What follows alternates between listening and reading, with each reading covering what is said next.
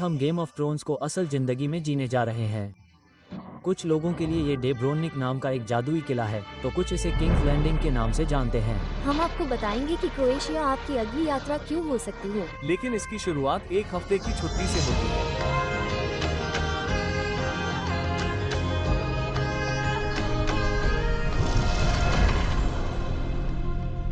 अब जब कोई ट्रैवल ब्लॉगर घूमने से फुर्सत पाना चाहता है तो वो कहाँ जाता है? तो मेरी आदर्श छुट्टी यही थी। क्रोएशिया एक ऐसी जगह है जहां मैं बचपन से ही जाना चाहता था, और इसलिए मैंने स्प्लिट से ब्रैश द्वीप और फिर इस विश्व प्रसिद्ध महल तक एक अविश्वसनीय रोड ट्रिप की योजना बनाई। यह वीडियो आपको क्रोएशिया यात्रा के लिए एक अच्छी प्रेरणा देगा। हम अभी अभी क्रोएशिया पहुंचे हैं। स्प्लिट शहर में आपका स्वागत है, और मैं इस देश में पहली बार आया हूँ। यहाँ का पानी नीला है, यहाँ की चट्टानें ऊबड़ खाबड़ हैं, और यह बहुत ही मध्ययुगीन है। ये बताने की जरूरत नहीं है कि गेम ऑफ थ्रोन्स के कुछ महल के दृश्यों की शूटिंग यहीं हुई थी। वो गेम ऑफ थ्रोन्स का उतना बड़ा फैन नहीं है जितना मैं हूँ। मैंने पूरी चीज देख ली, मैं उसका बहुत बड़ा फैन हूँ। शो में दिखाए गए शहर का नाम क्या था? देखते हैं कि आप गेम ऑफ थ्रोन्स के बड़े फैन हैं या नहीं। नहीं, वैसे भी ये बहुत ही मनमोहक है, रोमियो और जूलिया की तरह। शायद यहीं पर ये हुआ होगा। वही अब ये सब मूल रूप से रोमन सम्राट साम्राज्य के समय में बना था। मुझे नहीं पता, 1700 के दशक में। नहीं नहीं नहीं, माफ करें। तो स्प्लिट में आपको रोमन साम्राज्य द्वारा छोड़ी गई कुछ प्राचीन कलाकृतियां दिखेंगी, और यहीं पर आपको कुछ पुरानी दीवारें मिलेंगी। ये रोम का एक छोटा सा हिस्सा है। तो रोमन दीवारों के ठीक नीचे ये शुरू होता है। आपको ऐसा लगेगा जैसे आप तहखाने में जा रहे हैं, यातना कक्ष में। चलो मेरे लिए कुछ यातना उपकरण लाते हैं। अगर आप स्मृति चिन्ह ढूंढ रहे हैं तो ये जगह इसके लिए बिल्कुल सही है।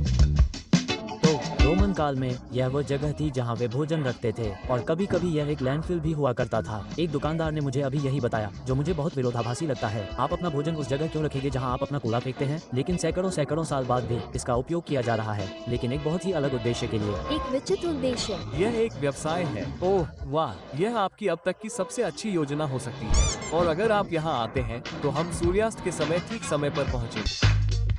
शैतान की बात करें, वे वहाँ है, रोमन सेना। वे वास्तव में लंबे लोगों को चुनते हैं। मैं अभी भी बढ़ रहा हूँ। मैं कसम खाता हूँ कि यह पहाड़ी है। वे पहाड़ी पर खड़े हैं। चुनाव आसान है। तो यह क्या होने जा रहा है? महल, कांस्य या ब्लॉगर? कांस्य बहुत प्यारा लग रहा है। तो रूबी को ये बहुत सुंदर रेस्टोरेंट मिला, और देखिए ये सब यहाँ खूबसूरत बड़े पेड़ों के नीचे है। यह अविश्वसनीय है। ये अब तक के सबसे बड़े हैं। हे भगवान, ये बहुत अच्छा लग रहा है। बहुत अच्छी खुशबू आ रही है। वाह हाँ, योकी से कहीं ज्यादा। यहाँ बहुत सारी अलग अलग सामग्रियाँ हैं। वाकई बहुत अच्छा। हाँ धन्यवाद। ओह, जिसने भी यहाँ गाड़ी खड़ी की, वाकई बहुत आभारी है। सुप्रभात दोस्तों, और यहाँ स्प्लिट में एक और खूबसूरत दिन, और हमें जो छुपा हुआ रत्न मिला वो वास्तव में एक ऐसी जगह थी जिसे मैंने अभी अभी ऑनलाइन बुक किया था। बहुत सारी सकारात्मक समीक्षाएं थी, लेकिन बहुत अधिक नहीं, क्योंकि यह बहुत नई है और यहाँ से सब कुछ पैदल दूरी पर है। अब मैं आपको ये जगह दिखाना चाहता हूँ, और मैं चाहता हूँ कि आप इसकी कल्पना करें कि यह कैसी दिखती है, क्योंकि हमने इस जगह को नष्ट कर दिया है। लेकिन मेरे लिए ये 2 अंगूठे ऊपर है। बहुत अच्छी बिस्तर और नाश्ते की जगह। मालिक बहुत प्यारे हैं, और कभी कभी आप मोर की आवाज सुन सकते हैं। इस क्षेत्र में लगभग 30 स्थानीय मोर है। हम होटल से बाहर निकल रहे हैं। अब स्प्लिट के छोटे भाई को देखने का समय है। यह उसके तट से सटा हुआ एक छोटा सा द्वीप है, और हमें एक फेरी पकड़नी है, और हमेशा की तरह हम इसे मिस करने वाले हैं। तो स्प्लिट से सिर्फ 30 मिनट की फेरी दूर है ब्रश, और यह एक बड़ा द्वीप है जहां हम अगले कुछ दिन बिताने वाले हैं। अब हमें धीमी नाव लेनी होगी, क्योंकि हम कार से आए थे और वहां पहुंचने में लगभग 2 घंटे लगने वाले हैं। लेकिन आप इसे पहले से ही देख सकते हैं। वहां पहुंचना बहुत सस्ता है। ये केवल $3 से $4 है, लेकिन कार से लगभग $30 है। हालांकि बहुत बुरा नहीं है। हम यहाँ नाव में ठहरने के लिए कुछ बहुत ही स्वादिष्ट वाइन लेने आए हैं। ये स्टिना वाइनरी है। एंटोनियो ने बहुत मदद की है। तो हमने अभी अभी 4 या 5 अलग अलग वाइन ट्राई की है, और वो अभी अभी उठा है। क्या आप मुझे कुछ दिखाना चाहते हैं? केविन, इसे देखो। यह वाइन का लेवल था, और यह ऑस्ट्रिया में बनी थी। तो यह एक सदी पुरानी कंपनी है। हाँ क्या मेरी वाइन यहीं से आई है? हाँ बिल्कुल, बढ़िया। तो अगर आप मेरी तरह हैं, तो इस वीडियो को देखने से पहले शायद आपको क्रोएशिया के बारे में बहुत कुछ नहीं पता होगा। एक चीज जो मैंने सीखी है वो ये है कि यहाँ का खाना इटालियन लेवल का है। ये बहुत बहुत अच्छा है। यहाँ की वाइन भी यहाँ की खासियतों में से एक है। हमने 3 लीटर वाइन व्हाइट से ब्रेड में ली और अब हम अपने दोस्तों से मिलने जा रहे हैं। अब यात्रा में सबसे अच्छा अनुभव तब होता है जब आप किसी जगह को स्थानीय लोगों की नजर से देखते हैं। और ऐसा हुआ कि मेरे एक दोस्त का घर ब्राश द्वीप में है। अगले कुछ दिनों में मेरा कैमरा शायद ही कभी दिखा और मेरा अधिकांश समय रिकॉर्ड नहीं हुआ, लेकिन मेरी बात मानिए, ये दुनिया का एक खास हिस्सा है।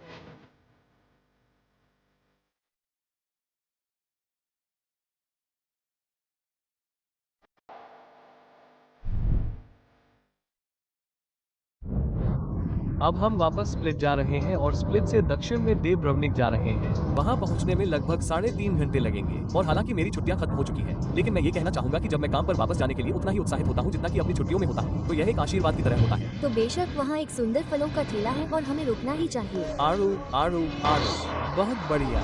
ओह अंजी, आपके लिए ये पसंद है। हे भगवान, पक्षी बहुत स्वादिष्ट है। सब कुछ स्वादिष्ट है। ये बहुत ताज़ा है। तो क्रोएशिया में सड़क यात्रा करने के बारे में यह एक बहुत अच्छी बात है। आप वास्तव में किसी दूसरे देश में पहुंच सकते हैं। और अब हम बोस्निया और हर्ज़गोविना नामक देश में हैं। इस छोटे से शहर को निम कहा जाता है और मुझे लगता है कि यह वास्तव में महत्वपूर्ण है क्योंकि इससे आप 75 यूरो बचा सकते हैं। किराए की कार कंपनी इस छोटे से भूखंड को पार करने की अनुमति के लिए हमसे 75 यूरो वसूलने की कोशिश कर रही थी। मैंने किस्मत से एक ब्लॉग पढ़ा और उस व्यक्ति ने कहा, यदि आप नैम से आते हैं तो आपको भुगतान नहीं करना पड़ेगा। और सच कहूँ तो हमने अभी सीमा पार की है और उन्हें अनुमति की आवश्यकता नहीं थी। अगला पड़ाव डबने, सचमुच 10 मिनट और हम क्रोएशिया वापस जा रहे हैं। वाह, स्प्लिट से 3.5 घंटे की ड्राइव और मैं पहले ही कह सकता हूं कि यह इसके लायक है। ये ईमानदारी से मेरे द्वारा देखे गए सबसे अविश्वसनीय शहरों में से एक है। मुझे पता है कि तुम क्या सोच रहे हो, लड़की तुम अपनी सुरक्षा कम क्यों नहीं कर लेती, जैसे उन दीवारों को गिरा दो। अब तुम सोच सकते हो उसे पहले भी चोट पहुंच चुकी है, लेकिन सच्चाई ये है कि वास्तव में यही कारण है। यह एक ऐसी जगह है जिस पर लगभग हर देश ने हमला किया है। इसे पहले बीजांटिन ने बनाया था, इस पर वेनेटियन ने कब्जा कर लिया, फिर ओटोमन, फिर फ्रेंच, अंग्रेज, जर्मन। सचमुच हर कोई यहाँ आ चुका है। तो जाहिर है ये दीवारें उतनी अच्छी नहीं है, लेकिन इन्होंने बहुत से अन्य लोगों को रोका है। अब हालांकि महल सदियों से सभी कब्जे करने वालों से बच गया है, लेकिन एक आखिरी दुश्मन है जिसका सामना उसे करना ही होगा और वो है पर्यटक। हे भगवान, मुझे लगा कि वे मूर्तियां हैं। ये लोग हैं। ये शहर बहुत ही जीवंत है। अभी यहाँ बहुत कुछ चल रहा है। ठीक है, तो मूल रूप से यदि आप कूल हैं और यहाँ आते हैं तो यहाँ एक फव्वारा है जहाँ से आप पवित्र जल पी सकते हैं। तो आप व्यस्त रास्तों से होते हुए इन छोटी गलियों में पहुँचते हैं और आपको यहाँ छिपे हुए बहुत सारे छोटे रेस्टोरेंट, बार मिल जाएंगे। हम वास्तव में इस एक व्यक्ति की सिफारिशों का पालन कर रहे हैं। वैसे क्रोएशिया के बारे में फ्रैंक, हम आपसे प्यार करते हैं। फ्रैंक, अगर मैं कभी आपसे मिलूं तो मैं आपसे हाथ मिलाऊंगा। सबसे अच्छी आइसक्रीम जगहों में से एक है डोलिनेटा। तो जाहिर है हम इसे खाने से पहले मिठाई के रूप में आजमाने जा रहे हैं। देखते हैं कि खाने में सही है या नहीं। बहुत मलाईदार और स्वादिष्ट।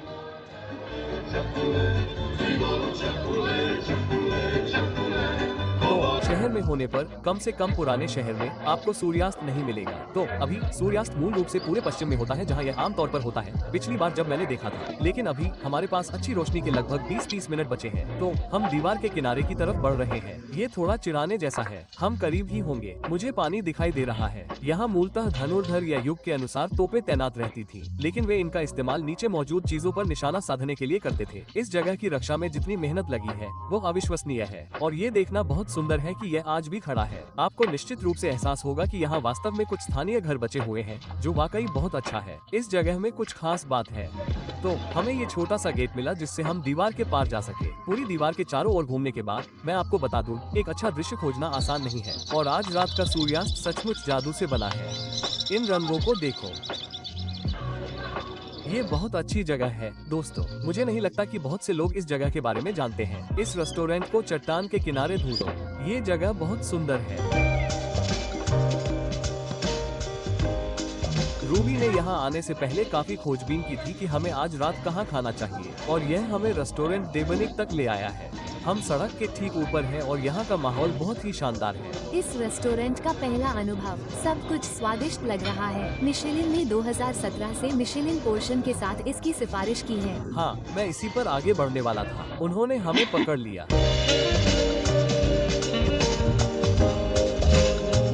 मैं सीधे मुद्दे पर आता हूँ। 72 घंटे। इतने समय तक इसे धीमी आंच पर पकाया जाता है। ये भेड़ के बच्चे का सबसे शानदार कट लग रहा है जिसे आप कभी भी मान सकते हैं। वाह, बहुत ही परिष्कृत जोड़ी। जब आप इसे खाते हैं, हाँ, आपको बहुत कुछ नहीं मिलता है, लेकिन जिस तरह से बाल्सामिक रावी के साथ मिल जाता है, मुझे नहीं पता कि उसमें क्या था। वैसे भी इसलिए मैं शेफ नहीं हूँ। ये बहुत अच्छा था। मैंने तिरामिसू ऑर्डर किया था। ओह, शायद मुझे अपनी मिठाई नहीं दिख रही है। क्या आप कृपया उसे ढूंढ सकते हैं? भोजन बहुत अच्छा था। मिठाई निराशाजनक थी। क्या यह $125 के लायक थी? शायद। ठीक है, तो दूसरा राउंड। हम आखिरी जगह पर अपनी मिठाई से खुश नहीं थे। इसे मैं मोचन की कहानी कहता हूँ। आप रात को खराब मिठाई के साथ खत्म नहीं कर सकते। सुप्रभात दोस्तों, दिन की शुरुआत एक खूबसूरत नज़ारे के साथ, और आज सचमुच यहाँ हमारा आखिरी दिन है। यहाँ एक बहुत ही दिलचस्प चीज है जो मैं आपको दिखाना चाहता हूँ। अब जैसा कि मैंने बताया, ये किंग्स लैंडिंग है। यहाँ उन्होंने गेम ऑफ थ्रोन्स की बहुत सारी फिल्में की हैं और इस सीढ़ी को शर्म की सीढ़ी के रूप में जाना जाता है। मैंने वास्तव में शो का ये हिस्सा नहीं देखा है, मैं वहाँ तक नहीं पहुँच पाया, लेकिन एक सीन है जहाँ एक किरदार को हूटिंग की जाती है और उस पर कूड़ा फेंका जाता है जब वो सीढ़ियों से नीचे उतरकर गाँव में जाती है, पूरी तरह से नग्ना। वाह, एक ऐसा ड्रिंक जिसे फैंस भी पसंद कर सकते हैं। हम वापस उसी जगह पर आ गए हैं जहां हम कल रात सूर्यास्त के लिए थे, लेकिन फर्क ये है कि इस बार हम इसका पूरा अनुभव कर पाएंगे। क्या आप इसे अपने साथ ले जाएंगे? 3, 2, 1, समझ गया।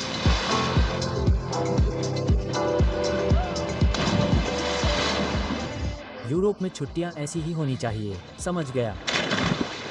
तो इस गर्मियों में ग्रीस सीरीज के बाद क्रोएशिया की इस यात्रा के दौरान हमने एक ऐसी चीज देखी जो मुझे आमतौर पर पसंद नहीं थी। वो है इस तरह के समुद्र तट। सब कुछ पत्थर जैसा है। उष्णकटिबंधीय क्षेत्रों में दिखने वाले ये सफेद रेत वाले समुद्र तट यहाँ नहीं है, और आप जानते हैं, यह अलग है। मैं यह नहीं कहूँगा कि मुझे ये पसंद है, लेकिन यहाँ का पानी बहुत सुंदर है। ये पूरा भूमध्य सागर, मुझे इससे प्यार हो गया है। मैं अभी भी दुनिया के सबसे बेहतरीन बीच का इंतजार कर रहा हूँ। मुझे अभी तक नहीं पता कि वो कहाँ है। ये लेना देना है। तो यूरोपियन टेस्टिंग के नाम पर ये महाद्वीप के गर्मियों के पेय में से एक है। आप यहाँ बहुत सारे एपेरल स्पिरिट देखते हैं, कुछ ऐसा जो आप कहीं और नहीं देखते। आज मैं इसे आजमाने जा रहा हूँ। ये ठीक है, मुझे ये पसंद है। हम फिर से शुरू करते हैं। ये मेरे लिए एक नई चीज हो सकती है। वाह वाह, ये कुछ गंभीर हिस्से हैं। मैं बस इतना कहने जा रहा हूँ कि मैंने आज कुछ घंटे ये तय करने में बिताए कि क्या खाऊं, और मुझे लगता है कि मैंने सही फैसला किया। उन्होंने हमें इस खाने के साथ गम क्यों दिया, मुझे नहीं पता। वो प्यास के लिए है। हम हर चीज का ध्यान रखते हैं। शुक्रिया, ये बहुत सराहनीय है, खासकर जब मैं जिसे डेट कर रहा हूँ उसे प्यास पसंद है।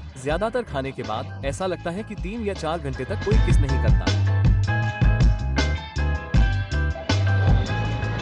हे भगवान, ये बहुत अच्छा है। जैसे हम यहाँ कोई फूड चैनल नहीं चलाते, लेकिन मैं यहाँ आकर बस इतना कहूँगा कि आ जाइए। ये सब एक व्यक्ति के लिए लगभग 50 यूरो था, लेकिन हमें ड्रिंक्स भी मिली। हमें बहुत बढ़िया खाना मिला, थोड़ा ज्यादा हो गया, और वाह, मैं जा रहा हूँ। बहुत संतोषजनक। जब हमने अपना आखिरी क्रोएशियाई डिनर खाया, तो वापस स्प्लिट के लिए रोड ट्रिप पर जाने का समय हो गया। आप उसे परेशान मत करो, वो मुझे काटेगा। माफ करें, माफ करें। यह बहुत बड़ी जगह है, लेकिन मुझे पता है कि एक दिन मैं दबर्बनेक वापस आऊंगा। तो वापस स्प्लिट पहुंचने में 3 घंटे बाकी है, जो कि एकदम सही है क्योंकि मेरी ऑडियो बुक में अभी 2 घंटे और 47 मिनट बाकी है। आप इस पर यकीन नहीं करेंगे, मैंने अपनी जिंदगी में ऐसा पहले कभी नहीं देखा। हम अभी स्प्लिट वापस आए हैं, और मैं मजाक नहीं कर रहा हूँ जब मैं कहता हूँ कि पूरे स्प्लिट में सबसे सस्ती जगह $300 प्रति रात है। मैं हॉस्टल बुकिंग वेबसाइट पर भी गया, $360। तो किस्मत से मैंने मैप से खोजना शुरू किया और मुझे आसपास के इलाके में कुछ मिल गया। मुझे लगभग 40 मिनट ड्राइव करना पड़ा, लेकिन मुझे 75 में एक बिस्तर मिल गया। मुझे उन बजट यात्रियों के लिए बहुत बुरा लग रहा है जो आखिरी मिनट में आ गए। खैर, इसे एक चेतावनी के तौर पर ले कि जब आप आखिरी मिनट में यूरोप जाते हैं तो क्या होता है, उल्टा भी पड़ सकता है। नमस्ते,